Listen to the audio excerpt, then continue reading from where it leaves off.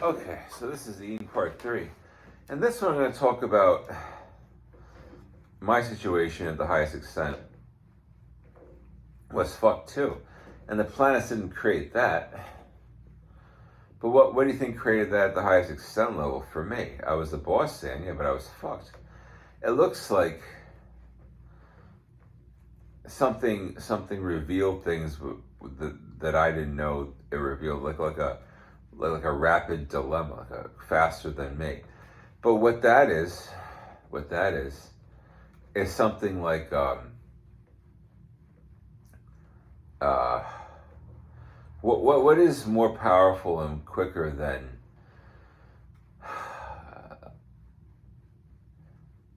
a position in space time? It looks like a greater positioning of all things, and that's what does it.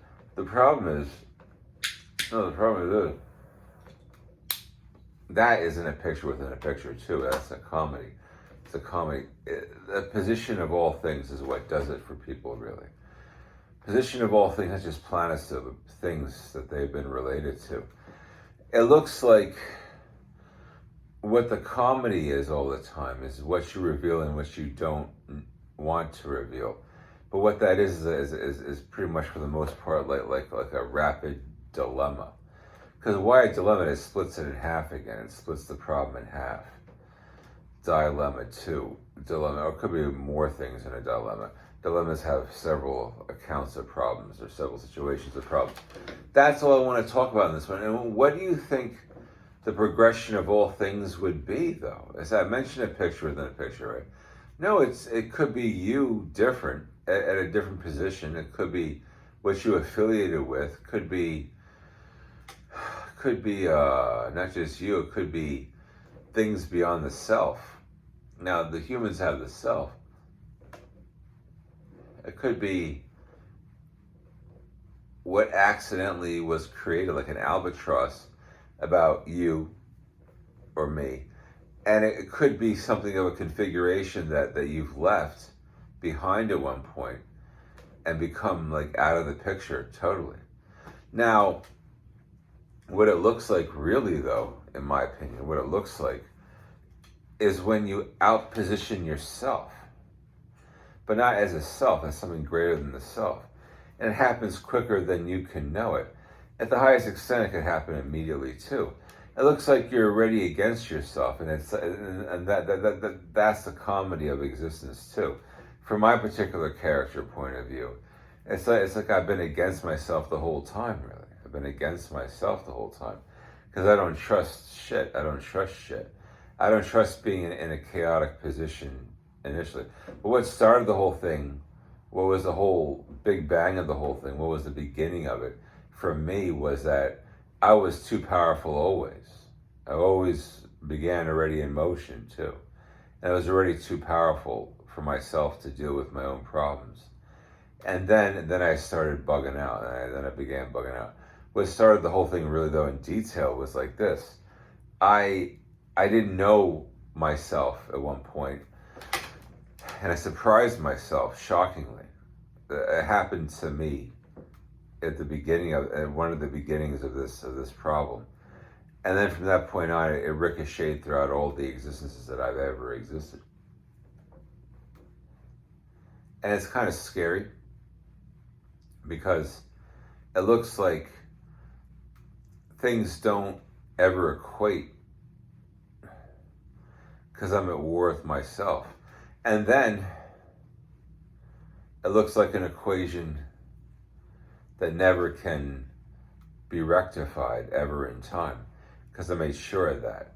The only thing of this is it goes, I'm actually not always against myself either. I'm really not a character that's that self-defeating or masochistic or anything like that. But I actually think I outwit myself at all points of time, and then I don't. And that creates peace or war, that creates whatever the effect may be. But the comedy is there's a lot more characters involved in the situation, like space is a character. Space and time are characters. And it cracks me up how many things can go wrong in a massive equation. And in a minimal equation, how much can be boring, which can drive you nuts. Like, for example, if I lived once in a state of total peace and calm beyond the universe, like I have said before on YouTube, that I thought I lived there. Looks like I got bored and I went to the universes. I went to the universes to get more interesting. And it looks so complicated, really,